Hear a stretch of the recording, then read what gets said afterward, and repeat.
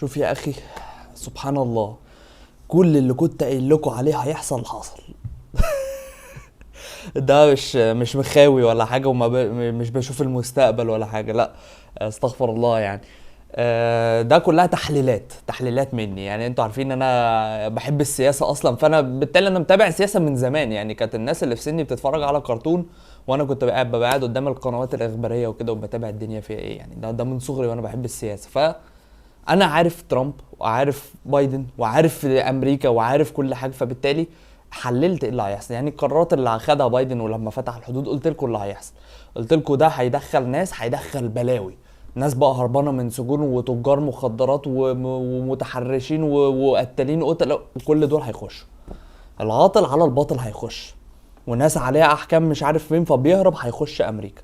انا قلت لكم الكلام دي كانت توقعاتي، وانا عارف الدنيا فيها ايه. يعني طبيعي كده بلد زي امريكا لما تفتح، بالذات وانت مع حدودك المكسيك اصلا فيها احياء. قلت لكم عليها قبل كده، مش فاكر في لايف ولا في فيديو. قلت لكم المكسيك فيها احياء الشرطه بتاعتها ذات نفسها ما تقدرش تخش جوه. يعني لو في حد مخطوف جوه وهم عارفين ان هو جوه، ما يقدروش يخشوا ينقذوه. مناطق بالكامله بتبقى مسيطره عليها عصابات وبيبقى معاهم اسلحه يعني، اللي هو الشرطه بتاعه المكسيك ما بتقدرش عليهم. انت متخيل؟ فطبعا في امريكا الناس دي مش هتاكل. يعني الشرطه الامريكيه مش هتسكت على حاجه زي كده، مش شرطه المكسيك هي.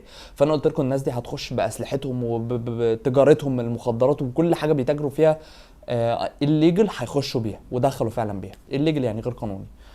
فقلت لكم هتبقى مجزره. وفي نفس الوقت قلت لكم لو ترامب كسب هيرحل الناس دي. ودي راجع كل الفيديوهات القديمه على كل الكلام اللي انا بقوله ده بالحرف. هتلاقيني قايل الكلام اللي بقوله لك دلوقتي، كل الكلام اللي بيحصل على ارض الواقع ده هتلاقيني قايله زمان في الفيديوهات من قبل ما ترامب يكسب. قلت لكم ترامب هيجي هيشيل الناس دي كلها، طفش يا باشا المهاجرين دي، خدهم كده زي الكبشه ارميهم مكان ما جم، ارميهم في اي حته، طلعهم بره امريكا. في ناس منكم كتير ناس منكم كتير قوي قالت لي، كانت بتخش تهاجمني في الكومنتات، وحتى كان في يعني لا يا علي هيجيب منين ظباط هجره لكل دول، هيرحل ازاي كل دول. قلت لكم يعني ثواني، ده اليوتيوبر الفلاني يا علي بيفهم احسن منك، وقال يفهم احسن مني ما يفهمش احسن مني. انا بقول لك اللي هيحصل، انا مش مشكله. في طبعا ناس بتفهم اكتر مني، مش هقول لك ان انا فاهم قوي يعني، انا بحلل لك. بس هل تعالى كده نحللها مع بعض كناس عاقله. يعني ايه هيجيب منين ظباط لكل دول؟ هو الظابط اللي هيرحل ده خلاص هيقعد في بيتهم بعد كده خلاص؟ يعني هو الديوتي بتاعته جه دخل المنظومه اللي هو فيها عشان يرحل الواد ده وخلاص؟ ما اللي رحل ده هيرحل اللي بعده، هو هيرجع يرحل اللي بعده، هيرجع يرحل اللي بعده، هيرحل 1000 واحد، ده شغلته؟ ولا هو خلاص عشان رحل واحد هيقعد في البيت بقى خلاص طلع على المعاش؟ الكلام عقلوه يا جدعان. يعني ايه هيجيب منين ظباط لكل دول؟ هيرحل دول كبشه وهيرجع يرحل دول كبشه وهيرجع يرحل دول كبشه. وده اللي حصل دلوقتي، عشان في ناس كانت بتكلمني على الحته دي، ولا يا علي مهاجرين ايه ده هيعمل لهم ورق قلت لكم لا، مش هيعمل لهم ورق. ان لو عمل للناس دي ورق امريكا باظت. ما تسالنيش على امريكا تاني. الاقتصاد الامريكي اتضرب. ليه الاقتصاد الامريكي هيتضرب؟ ما برضو دي من ضمن الحاجات اللي مضايقه ترامب. انت لما انا عندي مصنع، تعالى اضرب لك المثل بحاجه سهله. انا عندي مصنع، تمام؟ احنا لسه جايين، ما تقلقوش في اخر الفيديو مين اللي هيتمنع من دخول امريكا وكل الكلام ده هنتكلم فيه لسه، ما تقلقوش. الفيديو طويل يعني، وسامحوني لو الفيديو طويل عشان عايز اشرح لكم في حاجات مهمه جدا يعني. فكنت بقول لي دلوقتي، انا بنسى يا اخي، الزهايمر اللي مسيطر على الواحد ده. كنت بقول ايه انا دلوقتي؟ Remember, مش عارف، الواحد بينسى، النسيان طبيعي. ما علينا، خلينا نكمل وهنفتكر مع بعض. فهو طبعا هيرحل الناس دي. الانفليشن ليه كمان مش عايز الناس دي؟ انا كعلي، انا راجل اعمال اهو، مليونير، عندي مصنع لبس بقى، مصنع هدوم، مصنع جزم، اي حاجه. النهارده اللي قاعد في امريكا اللي جاي قانوني، انا عايز له كام بس عشان يشتغل على المصنع؟ لو عارف، لو معهوش شهاده وحالته منيله ب 60 نيله، هديله $17 في الساعه، $16 في الساعه. حتى ال 16 دي مش هيقبل بيها، هياخد $17 في الساعه. تمام؟ جالي واحد مهاجر غير شرعي من فنزويلا ولا من المكسيك، قال لي انا راضي ب3 ولا ب6 دولار في الساعه. ارمي يا باشا الامريكي ده بره، تعالى حبيب قلبي. انا في نفس الوقت بوفر وبكسب، فاهم؟ فدي برضو من ضمن الحاجات اللي عملت انفليشن، عملت تضخم الاسعار بتاعه الاجور قلت بسبب الموضوع ده. ما ترامب بيقول لك احنا هنرفع اسعار الاجور، هنمشي الناس دي. فبالتالي انت بقى عايز واحد قانوني يجي يشتغل عندك، لا هتقبضه صح عشان تلاقي حد يشتغل. فبالظبط دي من ضمن الحاجات اللي كانت عامله مشكله برضو في اسعار الاجور، اسعار الرواتب. فلما الناس دي تمشي اسعار الاجور هترجع ترتفع تاني اكيد، يعني اكيد، لانك لو ما رفعتهاش مش هتلاقي حد يشتغل. ما فيش حد قانوني هيرضى ب6 ولا ب7 دولار دي في الساعه ابدا. بقول لك اقل من 17 دولار، ده 17 دولار ده لو حالته منيله ب60 نيله، يعني عارف لو مهاجر جديد بس معاه ورق يعني ممكن كمان ما يرضاش بال17 دولار دي حسب الولايه طبعا. ولكن 17 دولار دي قليله اصلا، يعني في امريكا عشان تقبض 17 دولار في الساعه دي قليله. يعني دلوقتي في الوقت ده الناس مثلا عايزاه لها ايه، 18 19 دولار، فاهم؟ انت لو بتشتغل في مطعم ولا في حاجه هتاخد ال 19 دولار في الساعه، ده انت لو شغال ويتر كمان في مطعم.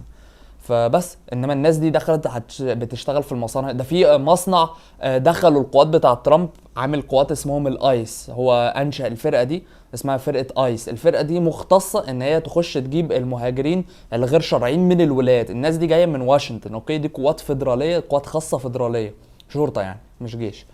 فدي قوات اصلا فيدراليه جايين من واشنطن بيتفرعوا بقى في الولايات وكده. فالمشكله بتاعت كاليفورنيا دي ايه بقى؟ فهو بعتهم، انتوا عارفين حاكم الولايه بتاعت كاليفورنيا ديمقراطي اصلا، فمش عاجبه الكلام ده. هو يعني من الاخر كده ديمقراطي، يعني زي دماغ بايدن كده، اللي هو لا سيبهم يا عم احنا موافقين بيهم، خليهم يا عم المهاجرين دول، وهنعمل لهم ورق وهنعمل لهم لجوء وهنطلع لهم ورق وهنقعدهم قانوني. فترامب قال له انت عبيط ولا ايه؟ انت بتتحداني؟ لا طبعا مش هنعمل لهم حاجه، الناس دي ترجع، دي مش داخلين بطريقه قانونيه.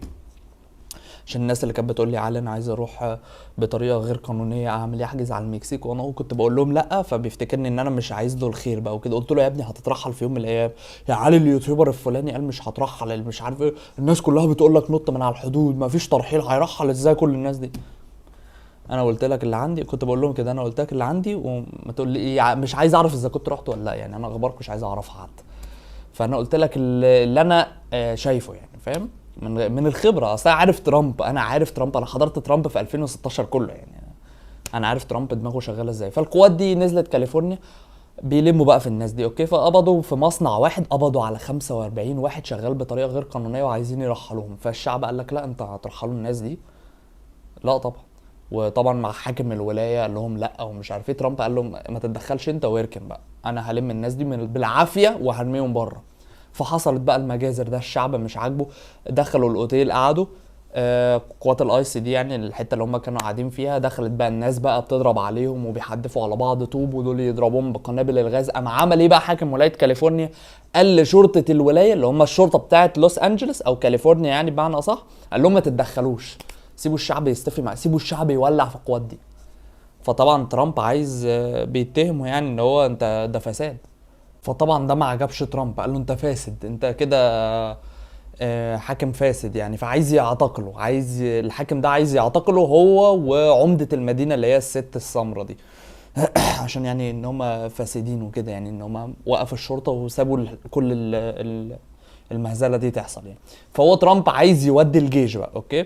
عايز يودي الجيش بقى علشان خاطر يسيطر مع الشعب كله، شعب كاليفورنيا كله بما فيهم المهاجرين دول قاموا على القوات بتاعه الايس اللي جايه ترحل المهاجرين الغير شرعيين. فترامب عايز يبعت بقى، او بعت 400 واحد من قوات المارينز الجيش. فطبعا حاكم الولايه كلمه قال له انت ازاي تبعت الجيش في الولايه من غير اذني ومش عارف ايه؟ قال له عشان انت حاكم فاسد ومش عارف تسيطر وهعتقلك. رفع دعوة عليه في المحكمة العليا بتاعت أمريكا علشان خاطر يعتقله، وهنشوف عايز يعتقله هو وعمدة المدينة اللي هي الست اللي أنا قلت لكم عليها. طيب دلوقتي الشعب يا علي، الشعب نفسه بقى، سيبك من المهاجرين الغير شرعيين، طبيعي أي حد معهوش ورق هيبقى مؤيد. ليه الشعب نفسه عايز الناس دي؟ الشعب نفسه عايز الناس دي علشان خاطر زي ما انا قلت لكم دول بياخدوا اجور قليله. طيب الشعب هنا بيختلف مع ترامب في ايه؟ بيقول له رحل الناس اللي عندها كريمنال ريكورد يعني مش عارف عندنا بيسموه ايه، اللي هو لو انا عملت مشكله، لو حد عمل مشكله واتقبض عليه قبل كده، يعني سجل جنائي باين، مش عارف، كريمنال ريكورد، اوكي؟ ابحث عنها وشوف معناها. اللي هو مثلا واحد عمل مصيبه قبل كده فاتمسك او كان مسجون قبل كده او عليه قضايا، اللي هو الهيستوري يعني بتاعه.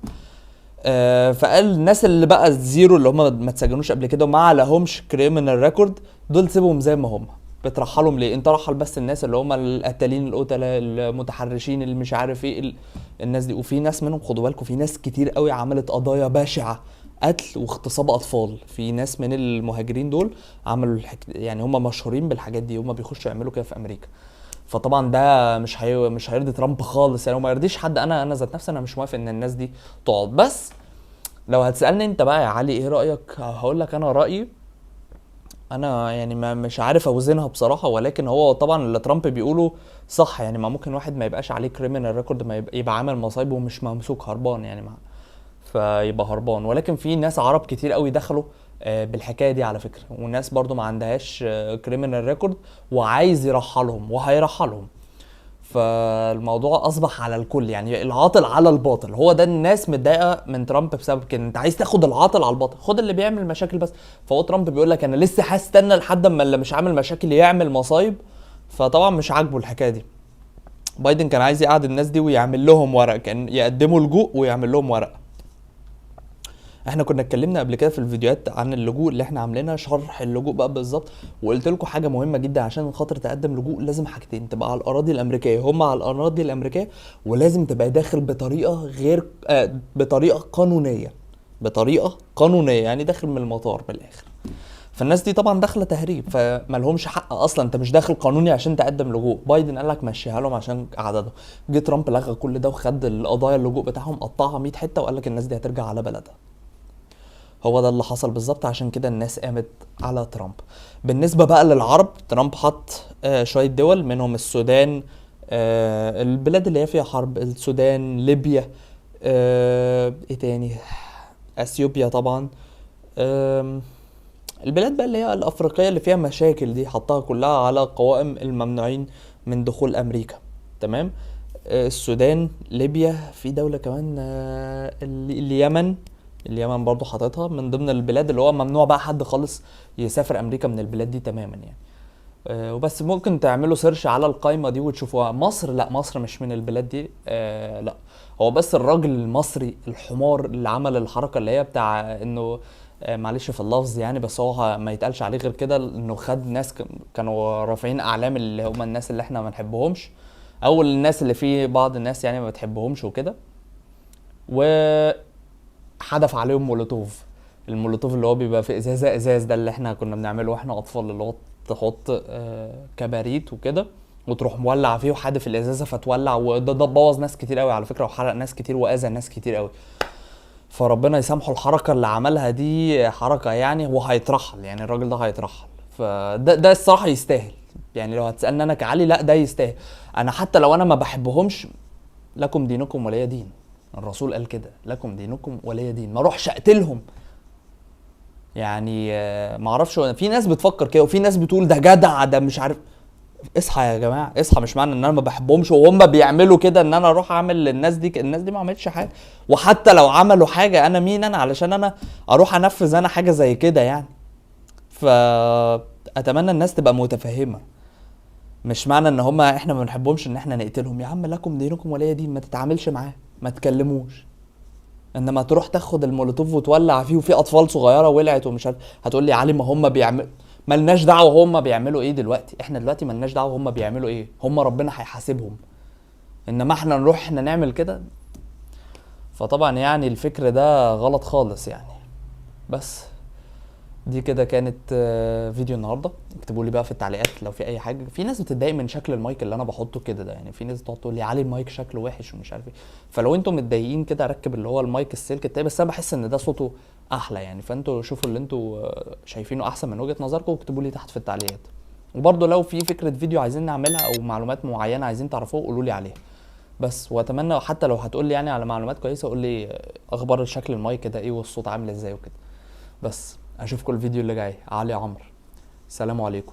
اتمنى ان انتوا تكونوا استفدتوا.